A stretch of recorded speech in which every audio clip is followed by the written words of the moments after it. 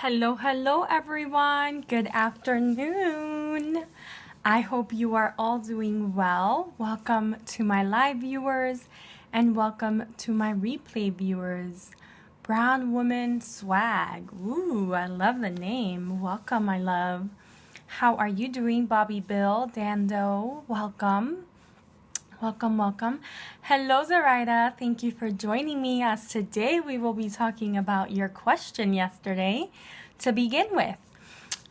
So today's topic, the first topic, right, because I am going to do Q&A, so if you have any questions, feel free to throw them up and I will answer them to the best of my ability.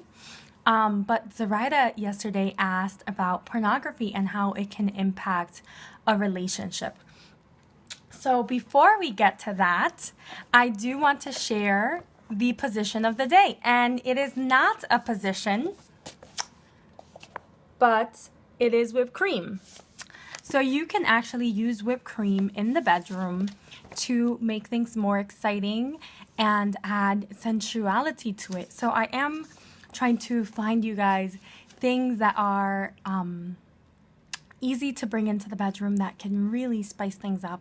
And whipped cream and nuts as well, fruit, all types of foods are something that can be easy to bring into the bedroom, is not intimidating, because I know part of what deters people from bringing things into the bedroom is the intimidation of it. But whipped cream definitely is not intimidating. You can do drawing designs on your body. You can make an arrow going downtown. You can really get creative with it as much as you'd like. So that is one of the things. And you can actually use it for oral sex as well. I do not recommend using whipped cream within any penetration, as it can cause, a yeast infection or something like that. But outside of that, for the exterior purposes only, external, that's perfectly okay. So again, today's tip is whipped cream and nuts. So let's get to our topic for today, pornography and how it can really impact a relationship, a couple. So the area of our sexuality that pornography tends to fall under it actually falls under two of them. It falls under, thank you, Lior. It falls under sexualization, right? Which is the media messages and the images that we receive on a day-to-day basis. And it also falls into sensuality, where it comes into play with our fantasies. So pornography is really a lot of fantasy. It is not real, even though I know a lot of people believe it's real. And I think that is the biggest issue that there is when it comes to a relationship with pornography. One person in the couple usually feels more comfortable with pornography than the other, and it can lead to some mistrust, right? If you're hiding it from your partner, that can really cause a breakdown in communication and trust. And I think that's the biggest issue that I have seen in my years of experience come up when it comes to pornography and the communication in a relationship. Now, the other aspect, are you a feminist? Of course. Of course. Although I define feminism very uniquely to myself. I haven't written down my definition, but, I believe in the general feminism of we're all equal. The more specific stuff is harder to explain. Okay. But yeah, I am a feminist. So with a relationship, another aspect that comes into play is when we actually have the idea, when one of the parties in the relationship has the idea that their sex life, that what they engage in should and needs to look like the porn, right? When you want to replicate what is happening in the porn. The reality is that a lot of that stuff is not pleasurable for the people engaging in it. And not everyone is comfortable with some of the things that happen. So there are these expectations that might be not even talked about, right? We don't even talk about these expectations sometimes with our partner, but we consume the pornography and then expect our love life, our sex life to look the same. And very often it does not look the same, right? When one of the things that I do encourage people who are seeking more realistic pornography is to go to the website. It's called Make Love Not Porn. It's a pornography website, but it is real people who video themselves and put it up, and then they get proceeds from that, a portion of the proceeds. So it is completely people going on there and giving their stuff. Of course not, I'm not getting paid for it. Right? So you can really go to this website, Make Love Not Porn, and that website gives you a different lens, a different point of view on pornography. There is feminist pornography out there as well, where it's really not, it's not so violent in nature, because I know that's one of the biggest complaints that a lot of women have about pornography, is that it's very degrading and is not empowering to women. There are, videographers out there that have committed to making feminist pornography. So that's another avenue. And these are things that a lot of people don't know what they don't know, right? We don't know what we don't know. But to know now, right, after watching this, that most of the pornography that is out there, if you go to RedTube or PornTube or whatever engine you want to use, there's hundreds of them, XXXX, XL, I don't know, right? But there's so many of them out there, and regardless of all of them, they have a common thread that most of them are not feminist. Most of them are very unrealistic. It takes a lot of behind the scenes prep work, camera, manipulation to make things look the way they do as a final product. How do we address the issue? As a society, having these conversations, I think is a start. With our partner, I think we just have to bring up the topic of pornography. And one of the things that I have come to learn, because I have had several male clients in my practice, is that even their for women section is still about pleasuring men. On what website?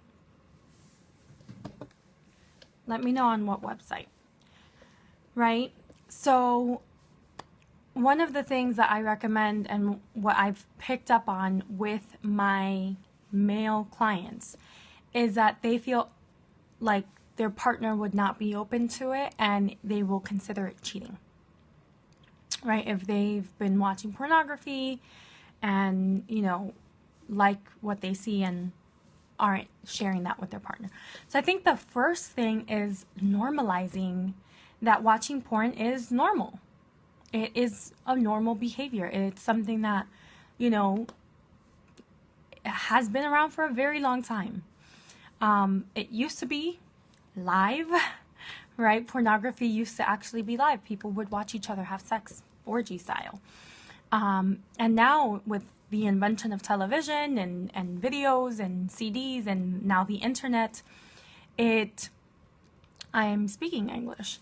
It is really something that is part of our society. How do we know if it's an issue/addiction? If it's an issue, I think, so here's when it becomes an issue, is if you cannot engage in any sexual activity without having porn involved. Like, you can't masturbate without it, you can't have sex without it. If you can't do not one of those, right? Like, let's say you can't masturbate without it, right? That's okay, fine. But if you can't masturbate or have sex without it, or, you know, any of that without it, that is when it becomes a dependent behavior, right? I wouldn't say addictive, because it's very hard to have and to label any type of addiction, and it's usually more disempowering for the person than to say it's a dependency, right? It's a dependency. So one of the things that I encourage for couples to really talk about is, what is the role of pornography in your life? What is in your love life? Thanks for the information. I'm going to continue my research. Yeah. What's the importance of it, right? Where can pornography play a role in your relationship, and where can it not? Right? And really knowing that there is a level of normality to it. There's a level of acceptance that we have to come to. And one of the things that I have learned through my years of practice is that when a couple is open about pornography, when they share in that experience together, in the fantasy of it together, and really keep it as fantasy play, then it becomes less important. So the minute you give something attention and really just accept it for what it is in a relationship, it kind of it diminishes its importance. And I've actually found couples who stop altogether and actually turn to other fantasy play, right? Whether that's role playing or BDSM lifestyle, other things, swinging, other things that are fantasy / real. So those are the things that I recommend when it comes to really talking about it with your partner. I agree, doing it together is fun, at least for me. Yeah, right? And that also creates more closeness, more trust, more bond between you and your partner. So there are benefits to sharing about your fantasies. And that's one of the things that I've also found, is that people are afraid, right? There's this fear of judgment. But bidding is the current issue at the moment. Bidding. I'm not sure what are you referring to? Bidding for porn or something else? Hiding. Yeah, for sure. Yeah, the autocorrect, sometimes it gets you. Right? So yeah, and people are hiding from this. And it's because of shame. It's because they're afraid to get found, to get found out about what they're fantasizing about. And the reality is, take it from me, we're all pretty much fantasizing about the same stuff. We're just all afraid of telling each other the same thing. It's like, oh man, my fantasies are really dirty. And it's like, if only you knew that everyone else's fantasies are also really dirty. And it's not even dirty. It's adventurous and curiosity, right? We've just labeled things as dirty or unacceptable or, whatever word you want to use that is of negative connotation, when it's really just adventure, it's fantasy, it's play, it's curiosity about sexuality. And one of the reasons why there's so much curiosity is that we don't talk about it, right? We pretend that it's not there, that we don't exist as sexual beings when we do, which is funny because I agree, fantasy in a relationship is great. Yeah. And I think that's the biggest thing. We just have to start sharing our fantasies with our partners. And, yes, it's going to be uncomfortable at first, but then it's going to get much, much more interesting, and it's going to become a much deeper relationship much more open in communication, in desires. And when you're that open and that vulnerable and that sharing that you do with your partner, what ends up happening is a much richer, more stable like partnership. It's just inevitable, right? It's inevitable that the satisfaction is going to skyrocket in your relationship. And that's what we all want, right? We all want happiness, satisfaction in with our partners, with ourselves. And the shaming and the guilt and, all those low vibrating feelings that may be coming up actually will go away once you talk about it. Great tips. I will take them. Yeah, thank you. Yeah, I'm glad that this was the topic for today, because I do think that pornography is just, it has a bad rep, and I don't think that the item itself, is what's wrong. The problem is that we're not talking about this. Hello, what's up, my love? I'm good. How are you? So another plug that I have to put for pornography and just talk about this very briefly is that if you have a child, right? If you have children, pretty much early on, I would say starting at like 10, kids are starting to be exposed to pornography, whether it's images or something else like a full video. Kids are getting exposed sooner and sooner in life. So this is where I strongly urge parents to really talk about sexuality as a whole, beginning as early as they can comprehend, and really let them know that they do have a sexuality, that they do have, feelings that come up, and babies have erections, that it's normal. It's a reaction. It's a bodily reaction. And, we want to shy away from thinking that kids have a sexuality, but they do. It's there from the minute it comes to life, right? From the minute they are born, they have a sexuality. Call it a penis. Yes, call it a penis. Call it a vulva, right? It's not even a vagina, because someone can be touched in their vulva and not in their vagina. And in court, you want to make sure that the child knows how to print, what was what. So little things like that they can learn early on, the appropriate terms, and know as they're growing up that there are things like the sexualization of our bodies, and that media exists, right? And that Beyonce wears boom boom shorts, but that might not be okay for everyone else to wear boom boom shorts out in the open conversations to sex and sexuality.